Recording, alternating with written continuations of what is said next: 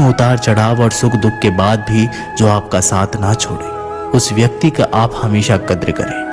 एक राज्य में एक राजा राज करता था। वह अक्सर सोचा करता था कि मैं राजा क्यों बना। एक दिन इस प्रश्न का उत्तर प्राप्त करने उसने अपने राज्य के बड़े बड़े ज्योतिषियों को आमंत्रित किया। ज्योतिषियों के दरबार में उपस्थित होने पर राजा ने यह प्रश्न उनके सामने रखा। जिस समय मेरा जन्म हुआ, ठीक उसी समय कई अन्य लोगों का भी जन्म हुआ होगा। उन सब में मैं ही राजा क्यों बना? इस प्रश्न का उत्तर दरबार में उपस्थित कोई भी ज्योतिषी नहीं दे सका।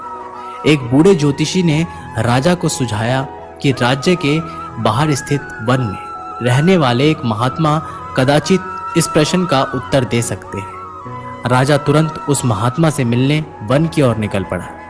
जब वह महात्मा के पास पहुंचा तो देखा कि वो कोयला खा रहे हैं। राजा घोर आश्चर्य में पड़ गया, किंतु उस समय राजा की प्राथमिकता अपने प्रश्न का उत्तर प्राप्त करना था। इसलिए उसने इधर उधर की कोई बात किए बिना अपना प्रश्न महात्मा के सामने रख दिया। प्रश्न सुन महात्मा ने कहा, राजन, इस समय मैं भूख से बेहाल हूं। मैं तुम्हारे प्रश्न का उत्तर नहीं दे सकता। कुछ दूरी पर एक पहाड़ी है, उसके ऊपर एक और महात्मा तुम्हें मिलेंगे। वे तुम्हारे प्रश्न का उत्तर देंगे, तुम उनसे जाकर मिलो। राजा बिना समय व्यर्थ किए पहाड़ी पर पहुंचा। वहां भी उसके आश्चर्य की सीमा नहीं रही जब उसने देखा कि वहां एक महात्मा चिमटे से नोच नोच कर अपना ही मांस खा रहे हैं। राजा ने उनके समक्ष वह प्रश्न दोहराया। प्रश्न सुनकर महात्मा बोले, राजन, मैं तुम्हारे प्रश्न का उत्तर नहीं दे सकता। मैं भूख से तड़प रहा हूं। इस पहाड़ी के नीचे एक गांव है, वहां 5 वर्ष का एक बालक रहता है। वह कुछ ही देर में मरने वाला है। तुम उसकी मृत्यु पूर्व उससे अपने प्रश्नों का उत्तर प्राप्त कर। राजा गांव में जाकर उस बालक से मिला। वह बालक मरने की कगार पर था। राजा का प्रश्न सुन वह हंसने लगा। एक मरते हुए बालक को हंसता देख राजा चकित रह गया, किंतु वह शांति से अपने पूछे गए प्रश्न के उत्तर की प्रतीक्षा करने लगा।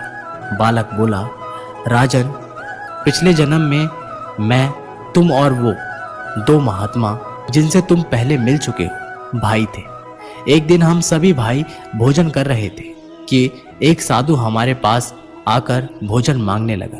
सबसे बड़े भाई ने उससे कहा कि तुम्हें भोजन दे दूंगा तो क्या मैं कोयले खाऊंगा? और आज वह कोयले खा रहा है। दूसरे भाई ने कहा कि तुम्हें भोजन दे दूंगा तो क्या मैं अपना मांस नोचकर खाऊंगा? और आज वह अपना ही मांस नोचकर खा रहा है। साधु ने जब मुझसे भोजन मांगा तो मैंने कहा कि तुम्हें भोजन देकर क्या मैं भूखा मरूंगा? और आज मैं मरने की कगार पर हूं। किंतु तुमने दया दिखाते हुए उस साधु को अपना भोजन दे दिया। उस पुण्य का ही आशीर्वाद है कि इस जन्म में तुम राजा बने।